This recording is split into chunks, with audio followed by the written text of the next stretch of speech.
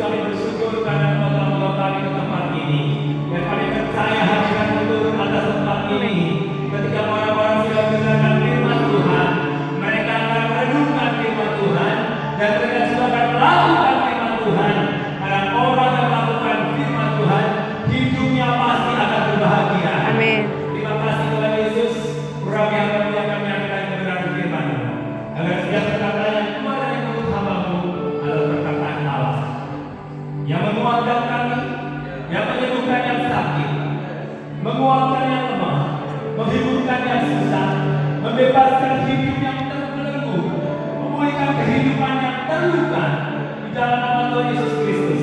Setiap kuasa-kuasa lain yang bukan berasal dari Tuhan yang ada di ruangan ini, kami singkirkan semua di dalam nama Tuhan Yesus Kristus. Dan kami berikan kesempatan Roh Kudus bekerja di tempat ini, membahagiakan kami, hati kami, pikiran kami. Terpujilah Tuhan kekal selamanya. Yang siap diberkati Tuhan, sama-sama katakan. Yesus yang Haleluya. Salam anak muda. Salam Renako. Salam juga kan? Salam Renako. Rumah Japolok ya. Ya, Rumah Japolok ini orang-orang yang sudah usia 50 tahun ke atas. Rumah Japolok ya. Tapi jiwanya masih remaja ya. Jiwanya masih muda. Gak kalah dengan saudara ya, memuji Tuhannya. Bahkan saya lihat anak muda yang memuji Tuhannya, dia lagi mikirin utang atau hadiah atau pinjol. Saya tidak tahu ya. Tapi saya percaya anak muda di sini gak ada yang terlibat pinjol, amin. Ya. Harus terlibat pinjol ya, firman ya, firman Tuhan online. Nah itu ya, yang paling penting kan. Anak muda yang hidupnya menjaga dengan firman Tuhan kelakuannya, maka hidupnya akan bersih ya. Hidupnya akan diberkati Tuhan luar biasa. Ya, saudaraku, kenapa saya katakan oleh Makno, ya kan? Walaupun sudah tua, tapi jiwanya masih muda. Tua-tua kereta api, walaupun tua masih banyak yang antri. Ya, tua-tua buah manggis, walaupun tua dalamnya manis ya. Ya, makanya saudara kenapa pasangan istri ya, walaupun sudah usianya masih sudah remaja, tapi mereka sudah pergi ke berbagai bangsa loh ya. Enggak kalah sama yang muda. Kenapa? Saya bawa saya sama Pak Wayudi. Kayaknya orangnya anak mudanya juga gak banyak. Nah apa? 2-3 orang berkumpul, aku juga akan hadir. Nah Pak Wayudi juga hadir. 2-3 orang berkumpul, apalagi Tuhan kita ya. 2-3 orang berkumpul hadir. Asalkan dengan semangat, apalagi ini lebih dari 2 atau 3 orang. Dan kuasanya lebih dahsyat lagi. Asal kita sepakat dalam memuji Tuhan, kita sepakat dalam berdoa, kita sepakat dalam melayani Tuhan, kita sepakat. Ketika kita sepakat, maka hadirat Allah akan turun di tempat ini. Di lapangan badminton ini, lapangan badminton ini bukan hanya sekedar lapangan untuk olahraga, tetapi adalah fasilitas Tuhan Yesus Kristus untuk memuji dan menyembah Tuhan di tempat ini. Karena firman Allah berkata, ketika nama Tuhan ditinggikan, Dia akan menarik semua orang datang kepada Yesus. Ya, baru kali ini saya pertama kali untuk melayani Tuhan, memberitakan firman Tuhan di lapangan badminton ya. Dan saya percaya ada akan terjadi kebanggaan rohani lapangan badminton yang lain, bukan hanya di Jogja, tapi dari Jogja sampai ke ujung bumi.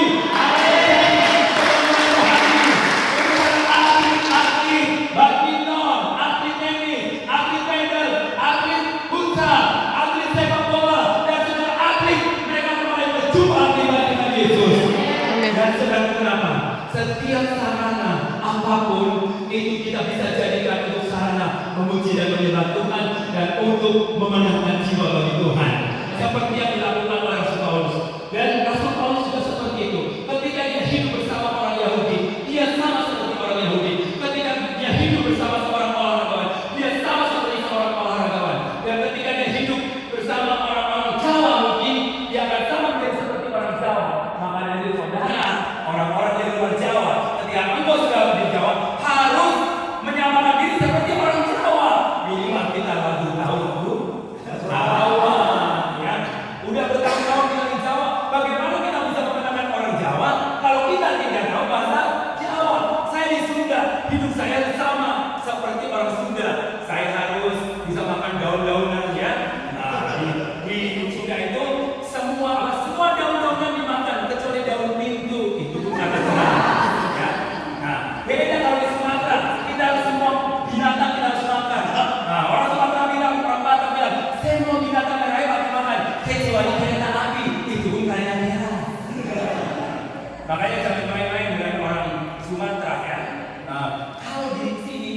Jawa itu kan anjing makan tulang. Kalau di Sumatera, di Batak itu tulang makan anjing. Itu bedanya, ya. Nah, ini ketawa bertiga. Nah, ketawa bertiga. Tulang makan anjing bertiga. Haleluya. Oke ya. Tulang makan anjing. Tulang itu kalau bahasa Batak itu paman, ya. Jadi paman di Batak bukan anjing, ya. Nah, itu. Kalau tulang di sini tulang, ya. Tulang di sini tulang. Kalau di Batak itu tulang. Makanya, dimanapun kita berada, kita bisa beradaptasi. Jangan membawa, oh karena saya dari Nias, berarti saya harus seperti orang Nias dari Jawa. Justru kita harus menyamakan orang pada mereka. Tujuannya untuk apa? Untuk memenangkan jiwa. Amin. Ya. Makanya kalau kita bergaul, jangan bergaul satu suku, aku satu suku terus, bukan satu suku terus. Saudaraku, bagaimana kita mau bisa punya wawasan yang luas? Saya orang Jawa, tapi gaul biasa sama orang Cina, orang macam-macam ya, segala macam dari suku bangsa. Ya, ketika saya sebut Batak, saya sebut orang Batak, bisa makan orang. Ya, nah, saya bilang begini saudara, bahwa Paulus kenapa bisa memenangkan banyak jiwa? Karena Paulus dia bicara tentang teologi kontekstual. Nah, saya senang sekali ketika kita main badminton, bukan ya sekedar badminton, tapi ada satu tujuan goalnya, yaitu apa? Selain sehat jasmani, rohani kita sehat, dan kita juga bisa menjangkau jiwa bagi Kristus untuk memuliakan Dia.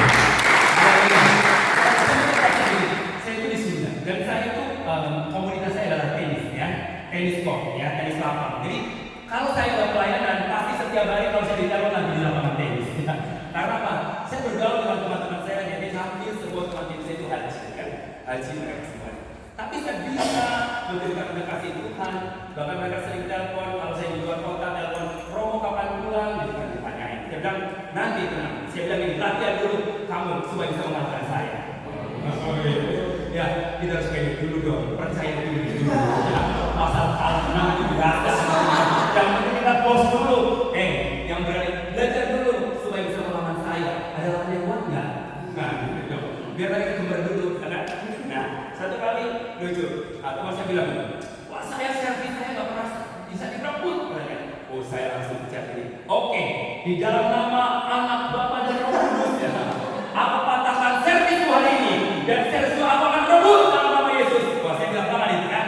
Terus teman-teman aku ketawa. Terus ada satu, Yesusnya ngomong pasti dahsyat. Akhirnya saya ada waktu teman saya servis, dia saya nggak pernah rebut. Wah, saat saya berdoa, servis dia, saya rebut saudaraku. Akhirnya poin tambah buat saya. Akhirnya apa goalnya? Saya menjadi pemenang. Karena saya harus punya tujuan, punya goal, punya sasaran agar hidup saya tidak sembarangan. Sebagai seorang olahragawan, saya sebagai seorang atlet bulu tangkis, ya kan? Gak sembarangan kan? Kalian main pasti kalau ada bola enak akan hit smash supaya menghasilkan poin. Karena ketika kalian smash pasti sulit untuk diterima, betul nggak? Dan menghasilkan poin. Nah, demikian juga Paulus. Kalau kita akan belajar dari Paulus, kehidupan Paulus sebagai seorang rasul, dia begitu hebat dan luar biasa. Dia adalah seorang pemimpin yang punya kedudukan, ya, punya jabatan. Tapi ketika dia berjumpa dengan Injil, hidupnya berubah 180 derajat. Kenapa? Karena Injil itu adalah sebuah kekuatan Allah yang bisa berubah hidup seseorang. Saya kenapa hidup saya berubah? Karena saya berjumpa dengan Injil Kristus. Karena dalam Injil itu ada kekuatan Allah yang menyelamatkan kita. Kan istilah bahasa Yunani adalah dunamos. Dunamos itu dinamo, dari kata dinamo, ya. Dinamo. Saudara pernah lihat orang meledakkan batu di gunung itu untuk batu kapur? Pernah nggak? Pernah sudah lihat? Oh belum ya, kasihan ya. Mainnya terlalu dekat sih. Mainnya cuma dituntut terus ya. Makanya gunakan waktu sebaik mungkin ya. Main music with prayer. Jadi harus biar kita lihat situasi keadaan zaman ini yang lihat perkembangan sudah kita tahu dinamit itu kan biasanya digunakan untuk meledakkan sebuah gunung ya. Kalau gunung batu misalnya diambil kapurnya, nah itu kita dinamit untuk meledakkan. Kekuatannya luar biasa.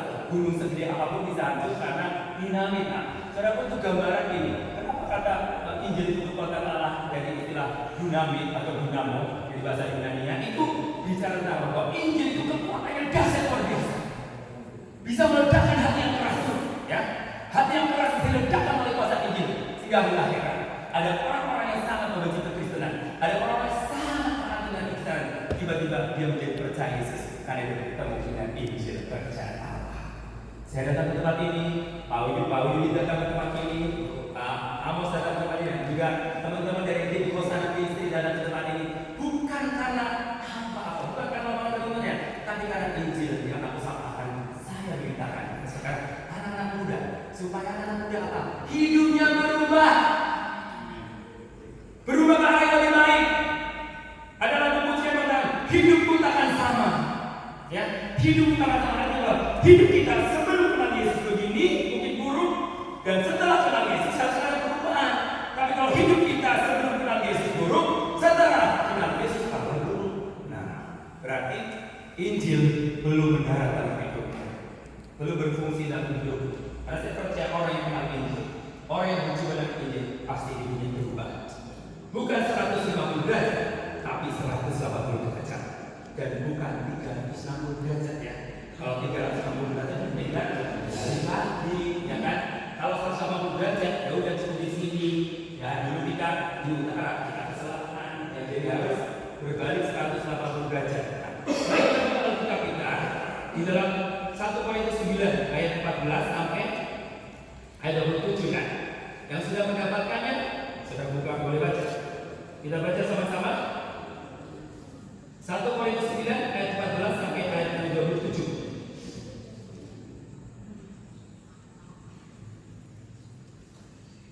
Ya, yang sudah dapat, ayo kita baca sama-sama. 2, 3. Demikian itulah Tuhan telah menetapkan bahwa mereka yang memberitakan Injil harus hidup dari pemberitaan Injil itu.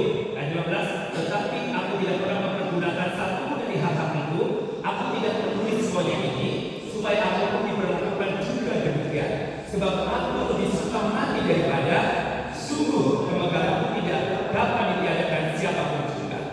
Karena jika aku memberitakan Injil, aku tidak mempunyai alasan untuk memegahkan diri. Sebab itu adalah keharusan bagiku. Celaka aku jika aku tidak memberitakan Injil. Kalau andai kata aku melakukannya menurut kehendak sendiri, memang aku berhak menerima upah. Tetapi karena aku melakukannya bukan menurut kehendak sendiri, pemberitaan itu adalah tugas kenegaraan yang ditanggungan kepadaku. Kalau demikian, apakah upahku? Upahku ialah bahwa aku boleh memberitakan Injil tanpa upah, dan bahwa aku tidak mempergunakan hakku sebagai pemberita Injil. Sungguh pun aku bebas terhadap seseorang. Aku menjadikan diriku hamba dari seseorang supaya aku boleh memenangkan sebanyak mungkin orang. Demikianlah bagi orang Yahudi, aku menjadi seperti orang Yahudi supaya aku memenangkan orang-orang Yahudi.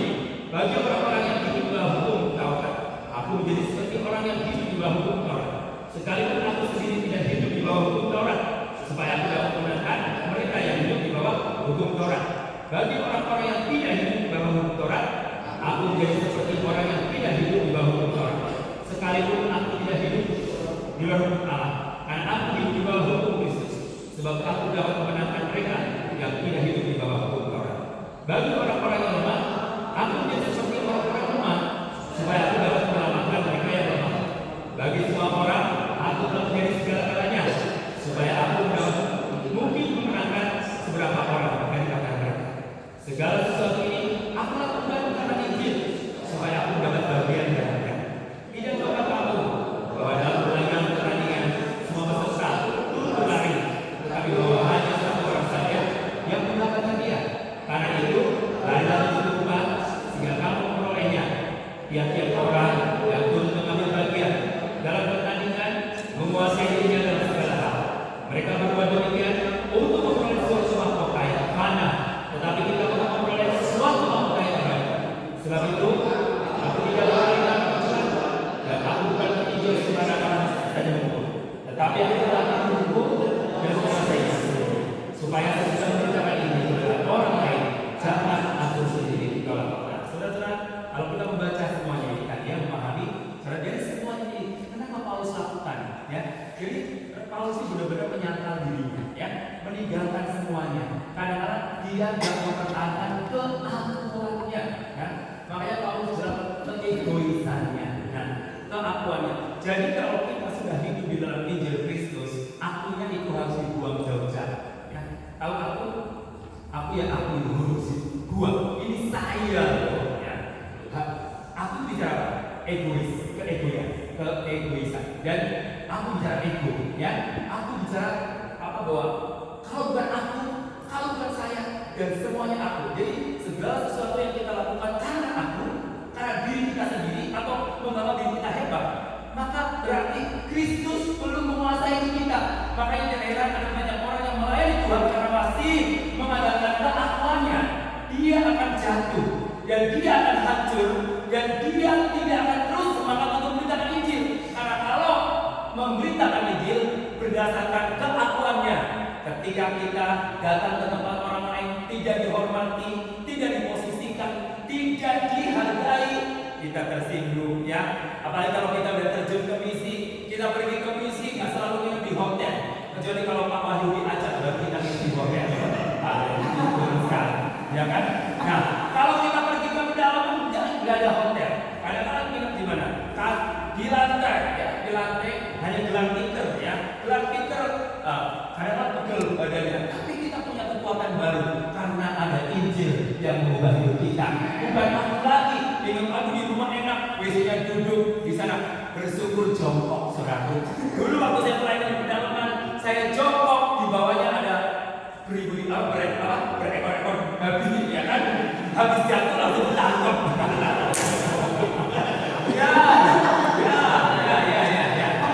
Saya dulu waktu pelayanan di daerah Minahasa begitu, ya, di perkampungan Minahasa, ambil air dari mana? Enak di sini, klik langsung nyala air. Saya ambil air dari mana? Turun ke sungai, ambil bawa ke atas, ya kan? Nah, atasnya kemana? Perjalanannya sekitar setengah kilo, bro. Nah ini Pak, makanya saya kalau diutus, wah yang pakai hotel, itu ya nyaman-nyaman saja. Ini belum misi-misi banget, masih di hotel gitu. Nah, makanya kalau nempel terus Pak Wahyu pasti di hotel, ya kan? Nah, saya percaya bahwa saya bilang begini, saudara, dimanapun kita ditempatkan di dalam pelayanan, jangan pernah kita komplain dengan Tuhan. Yes. Ya, yes atau yes? Oke. Anak muda yes? Ya. Siapa yang pernah ke suku Baduy dalam? Suku, ya, di Jawa Barat. Ya, ada salah satu suku Baduy dalam, suku primitif, ya. Nah, saudaraku, jangan bilang ke ujung bumi kalau belum pernah ke sana, ya. Nah, anak muda ke sana. Nah, ke suku Baduy dalam itu udah nggak ada listrik, udah nggak boleh pakai HP, ya. Terus nggak boleh pakai kendaraan karena memang jalannya setapak, ya. Kita loncat sini, loncat sana. Perjalanan itu berapa jam? 5 jam. Jalan kaki 5 jam. Jalannya bukan jalan yang tempat bisa motor, itu sebenarnya bukan jalan. Jalannya terpaksa jadi jalan, gitu ya. Dan itu dari mungkin aliran air jadi jalan, nah itu ya. Nah, terus di sana boleh makan Indomie, semuanya harus makan yang dari alami, ya. Misalkan mangkok harus dari bambu, ya. Terus kemudian tidur nggak boleh pakai kasur, harus dari bambu juga. Kemudian nggak boleh HP, nggak boleh, foto-foto juga boleh. Nah, saya paling tidak suka kalau ada foto. Makanya kan foto buat bukti bahwa saya pernah di lapangan badminton ini. Ya kan, itu enggak. Saudara Citra, saya sudah pernah pergi ke Israel. Mana fotonya? Ayo, nunjukin bukti. Ada utuhnya, ada fotonya. Saya juga yang foto waktu di Jepang. Ya, waktu di Jepang saya foto, ternyata di kedutaan Jepang ditanya, pernah nggak foto dengan Pak Daniel Sumaraya? Waduh, saya kaget. Ayo ternyata saya cek, ada. Pak saya kirim. Waduh, ada berapa biji tuh? Ada 5 lembar. Saya foto. Dimanapun berada, waktu di konferensi saya foto sama beliau, waktu di Jepang saya foto dengan beliau. Jadi pada waktu ditanya itu di Jepang ada semua fotonya. Jadi saya kirim fotonya. Jadi aku bukan karena narsis kamu, ya kan? Orang bilang narsis terserah, itu foto-foto gua kok. Ya, itu enggak. Kalau saudara lihat di Facebook nggak mau like, aku berpikirin. Yang penting Yesus like saya. Ya kan? Ya betul lah. Nggak usah peduli orang lain kita mau posting buat gimana kok, ya kan? Kalau yang bilang nggak like, gue pikirin. Yang penting Yesus peduli sama kita. Itu yang paling penting. Makanya kalau saudara sebagai mahasiswa, misalkan dibully karena saudara jelek memang jelek gitu. Ya kalau misalnya saudara jelek dibilang cantik kan fitnah, gitu kan fitnah lebih kejam daripada pembunuhan. Dia dosa kalau bilang saudara, oh saudara jelek kan dibilang cantik, nah fitnah kan.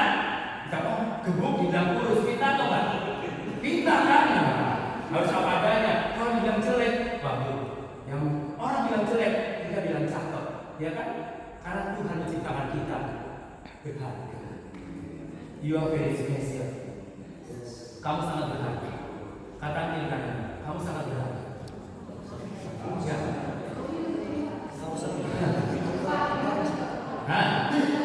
Tidak berharga. Kenapa kamu berharga? Bayangin saudara, kamu sudah jatuh dalam dosa. Ini anak muda pengen benar itu ya. Paling senang menghakimi ya. Nah, ini. Jadi kenapa kamu berharga? Binatang mati, anjing mati, ayam mati, dimakan kita, kan? Betul nggak? Ada ayam goreng, ayam bakar, ya kan? Anjing ada bebek, ada rica, ya babi ada tetangga, ya, betul nggak? Habis berkata, tapi manusia mati ada kelanjutan. Makanya kenapa Yesus datang ke dunia ini bukan menjelma jadi anjing, ya, bukan menjelma jadi ayam, ngerti nggak? Kenapa? Ayo, kenapa Yesus datang ke dunia ini nggak menjelma jadi binatang? Nanti dimakan. Nah, kamu tanya, Yesus itu menjelma jadi binatang bisa? Bisa banget. Kenapa? Nah, tapi penting nggak buat Yesus menjelma jadi binatang? Penting. Karena mau diselamatkan siapa yang menjelma jadi manusia? Ya, yang mau diselamatkan kamu dan saya. Berarti kamu dan saya itu sangat berharga. Sehingga dia menjelma menjadi manusia sama seperti saya dan saudara. Bahkan mengambil rupa seorang hamba, dia mengosongkan dirinya dan meninggalkan semua kehebatannya dari surga turun ke dunia. Dia mati, dikuburkan dan bangkit, dan dia naik ke surga, dan dia sekarang berada di mana? Berada di surga, ya. Duduk di sebelah kanan Allah. Untuk apa? Untuk berdoa buat kamu dan saya dan saudara semuanya. Bayangin, Yesus pasti pentingnya kita, istimewanya kita, sampai kita didoain sama Tuhan kita. Itulah hebatnya aku lagi di luar. Yesus. Kenapa saya jadi orang Kristen? Yang pertama, saya diselamatkan karena Yesus. Sehingga ketika saya mati, pasti masuk surga. Kedua, saya bisa menjadi bagi bebas.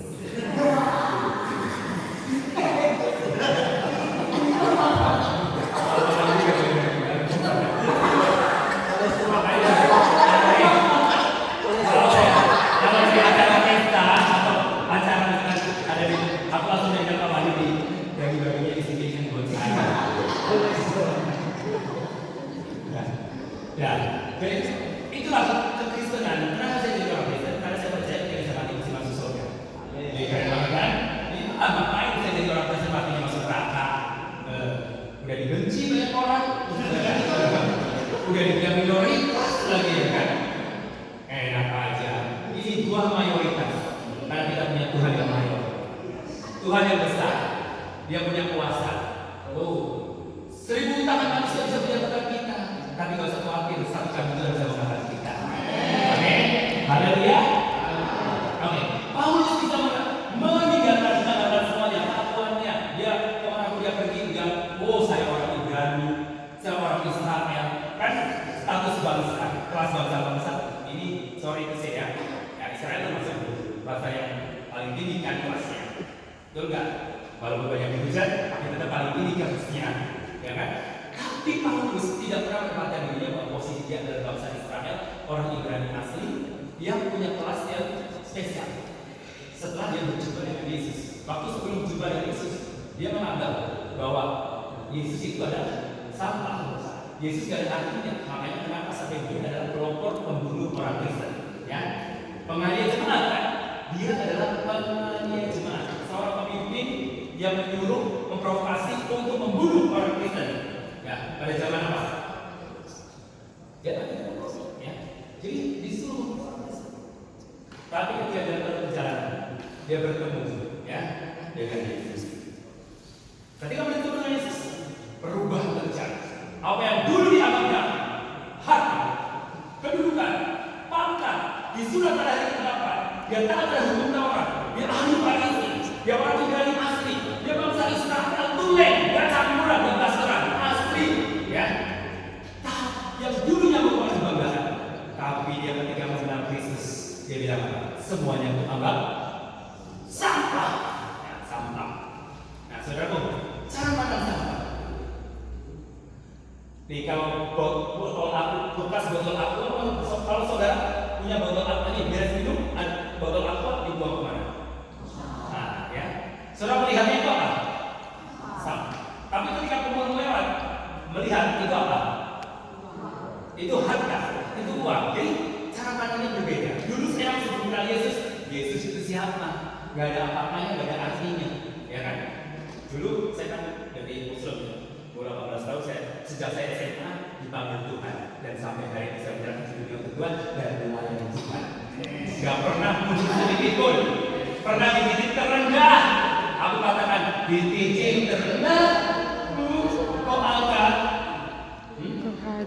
kau hadir untuk mengangkatku. Ku tahu kau tak menyerah akan hidupku. Bayangin Tuhan yang kita sembah itu tidak akan pernah menyerah atas hidup saya dan saudara. Tapi keterlaluan. Kalau kau hadapi masalah secuil aja, engkau sudah menyerah. Makanya dari Bapak Ibu kesaksiannya, waktu memiliki pabrik tapioka sudah rugi 400 juta, tidak pernah menyerah. Makanya lagunya, jangan pernah menyerah, jangan berputus asa. Mujizat Tuhan ada saat hati menyembah. Jadi ketika kita dalam persoalan, engkau diputus pacar, ya misalkan, ada yang diputus pacar? Oh belum. Hah? Oh tengok, padahal udah nggak punya. Kalau misalnya diputus pacar, nggak usah sedih, nggak usah stres, nggak usah kecewa. Berarti dia bukan terbaik untuk kita. Jadi buanglah mantan ada tempatnya. Masa buang mantan di hati? Ya, kalau di hati gawat ya. Kasihan ya, makanya jadi cewek-cewek jangan mau ya, jadi ban serep ya. Jangan seperti lagu apa? Cakar Kadong. Aku ingin tahu sebenarnya aku. Engkau memilih seolah engkau tak tahu. Kau sembunyikan rasa cintamu di balik topeng pengharapanmu yang palsu. Kau jadikan aku hanya untuk menemani siapa? Dirinya saat dia merasa yes. Jadi kamu ini jadi ban serep. Jadi cewek-cewek kalau dia yang bilang ya kesini dong ya mesra banget dia langsung aja ada sudah bikin tugas. Nggak tahu yang gaya yang aslinya datang, nggak berani cek lagi. Oh kamu banser? Sakitnya di mana? Di sini. Makanya, kalau kita pacaran, jangan 100% untuk dia. Yes, 100% hanya untuk Yesus. Karena dia tidak akan tinggalkan kamu sedikitpun. Iya. Kalau 100% kita pacaran, hatinya untuk pacar kita. Itu ketika diputus sakitnya minta ampun, bahkan ada yang bunuh diri, ya. Dan saya jadi waktu itu di Toraja, saya di Makassar itu ada satu cewek, dia belum kenal sama saya, lama banget, saya geger dong, ya kan? Saya cantik ramah nggak ada kenalan, nggak taunya ming-ming siapa yang duluan? Saya rasa jangan bunuh diri, kok masih ada yang dulu dari saya, gitu kan? Nah, doanya ketawa-ketawa sendiri setelah itu sudah. Setelah aku cek dan dicek, ternyata diputus pacarnya. Bertahun-tahun kecewa, stres. Dan ya, karena apa? 100% untuk cowoknya, ya. Demikian juga cowok, jangan 100% untuk cewek. Ya, oke. Cukup berapa persen? Lebih banyak. 99%. 10% aja lah. 10%.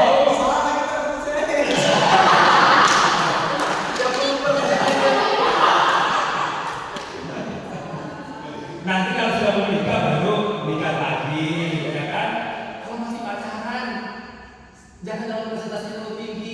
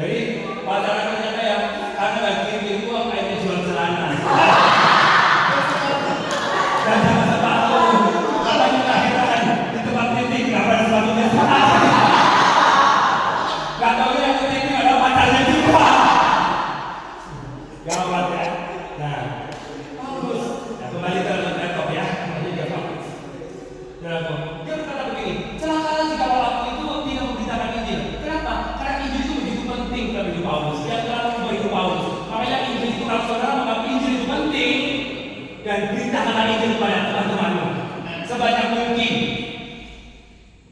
kepada siapapun. Makanya kami hadir di sini untuk supaya menanamkan benih-benih Injil buat saudara dan saudara beritakan semangat Injil. Karena Injil itu tugas beritakan itu bukan tugas pendeta saja yang lulus saja punya, tetapi wajib bagi semua orang percaya Yesus. Kenapa? Karena saudara, kenapa kita perlu beritakan Injil? Alasan yang pertama, semua manusia sudah jatuh dalam dosa, butuh pengampunan.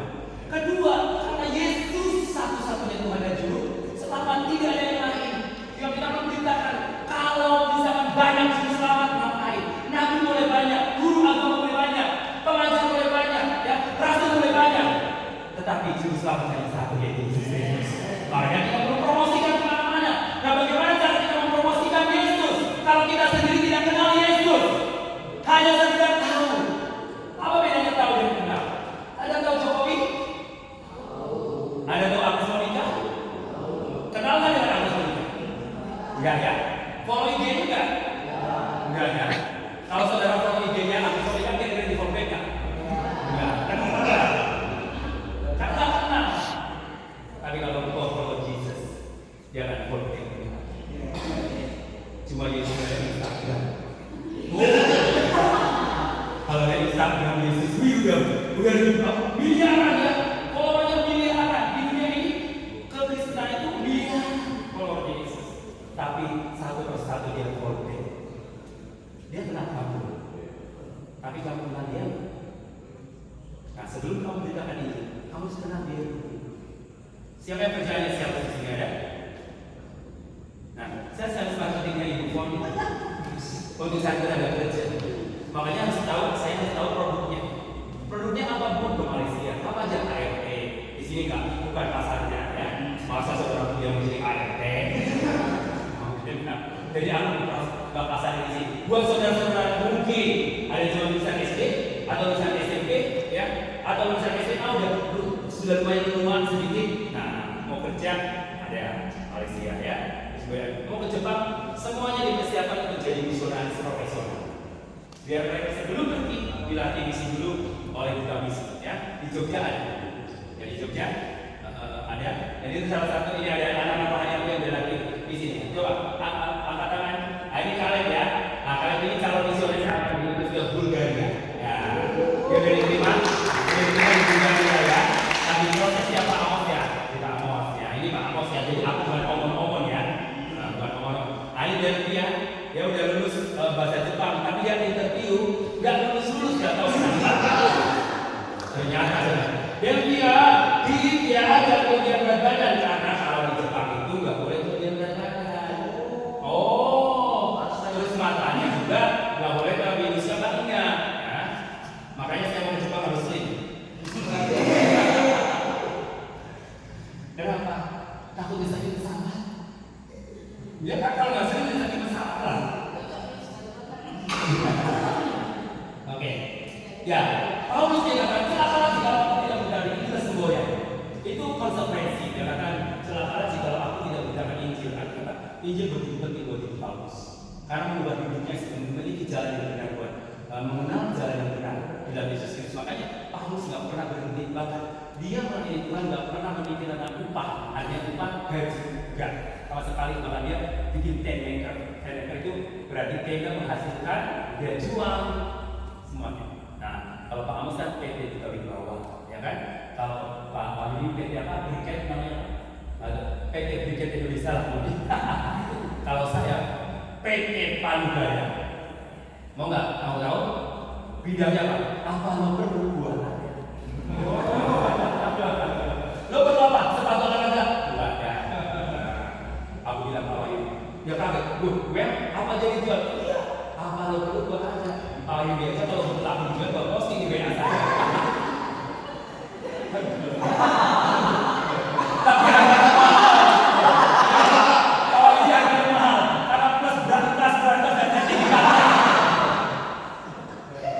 Jadi kalian bisa beli. Nah, sama kayak gini. Kita orang tua diberikan kreativitas. kita sendiri. Palu gada. Apa lo perlu ada? Lo perlu apa? Sepatu ada. Mau sepatu kayak apa? Tapi bayar ya. Bukan gratis ya. Yang gratis cuma keselamatan. Nah, keselamatan. Sepatu ke saya bayar ya. Oke. Haleluya. Ya. Sungguh tidak menasihkan. Sungguh pun aku bebas dari semua orang. Aku menjadikan diriku hamba. Hamba dari semua orang aja keset. Menempatkan diri kita di paling rendah. Hamba. Jangan berapa maksudnya bos, tapi kita hamba. Di hadapan Tuhan kita itu hamba. Ada yang hamba itu adalah satu kasta yang paling rendah. Kalau istilah Yunani adalah doulos. Dan misalnya budak. Nah, istilah Yunani adalah budak. Dulu orang budak-budak itu dia dia hanya melakukan kewajiban, yaitu bekerja, tetapi dia tidak berhak mendapat upah. Nah, kalau di Pak Amos tenaga kerja diutus, wajib bekerja, ada uang masuk. Kalau hamba tidak, hamba ini tidak, istilah hamba doulos, tidak keset. Orang yang makanya kalau melayani Tuhan jangan pernah kita berharap apa upah atau gaji atau uang, ingat ya. Nah, kalau kita berharap uang, kita kecewa ketika uang itu tidak ada. Tapi janganlah. Alkitab berkata, ketika kita memberitakan Injil, Alkitab berkata, ketahuilah engkau akan menjadi Tuhan menyertai engkau sampai kesudahan zaman. Dia sangat bertanggung jawab atas pemberitaan Injil, sehingga orang yang memberitakan Injil itu tidak akan pernah kelaparan, karena Tuhan cukup di semua kebutuhannya. Dan Dia Allah yang sangat bertanggung jawab. Dan Dia tidak pernah tidak bertanggung jawab. Dia tahu orang memberitakan Injil potensi bahaya, dihina, mungkin dikucilkan, bahkan ada yang dibunuh. Karena itu wajar. Karena kita seperti domba yang diutus ke tengah. Domba diutus ke tengah. Cara baca firman ini sih. Domba diutus ke tengah serigala. Kamu adalah seperti domba yang diutus ke tengah serigala. Serigala itu buas atau Cina? Buas. Nah, buas kan? Kalau buas berarti Tuhan katakan domba yang diutus ke tengah serigala. Domba berhadapan serigala. Kira-kira bagaimana? Menang mana? Menang serigala. Tetapi karena kita punya Tuhan Yesus Kristus, Roh Kudus menyertai kita, serigala yang galak bisa dikatukan. Contohnya waktu Daniel dibuat singa yang galak. Waktu Daniel masuk ke buah singa, saat itu juga singanya jadi puasa. Iya, ada Daniel yang nggak bisa makan, nggak tahu. Karena ada perlindungan Roh Kudus. Meskipun ada bahaya, tapi ada potensi untuk berhasil. Karena Roh Kudus menyertai kita. Maka itu jangan takut kalau engkau memberitakan Injil karena Dia bersama dengan kita. Malah justru lebih bahaya mana? Serigala berbulu domba atau serigala berbulu serigala? Hah? Serigala berbulu serigala atau serigala berbulu domba yang lebih bahaya? Serigala berbulu domba. Nah, adanya di mana serigala berbulu domba? Di luar atau di gereja? Di gereja lah. Istilah domba untuk apa? Untuk orang gereja. Tahu nggak ciri serigala berbulu domba? Nah, kalau tiba-tiba bilang, nama kamu siapa? Nius. Pak Nius. Nius ganteng banget, dia luar biasa keren banget, keren banget. Makasih ya. Udah bujuk si Nius. Di belakang Nius. Saya tuh paling gak suka sama Nius, menyebalkan sekali. Nah, tapi begitu foto mau puji-puji. Nah, itu namanya serigala berbulu domba. Kelihatan baik di depan, tetapi di luar dia tidak baik sama kita. Itu lebih berbahaya. Kalau serigala berbulu domba musuhnya dari mana? Dari depan. Oh, dari depan bukan dari belakang. Sakitnya di mana? Di sini ya. Itu ibaratnya kalau pacar teman kamu punya pacar. Nah, direbut sama teman dekatmu. Oh, hah? Biasa aja. Oh, biasa aja. Ibu pengalaman itu. Tapi ibu nggak berebut dari teman yang lain kan? Atau ibu, akulah pemenangnya. Nah, keren dong.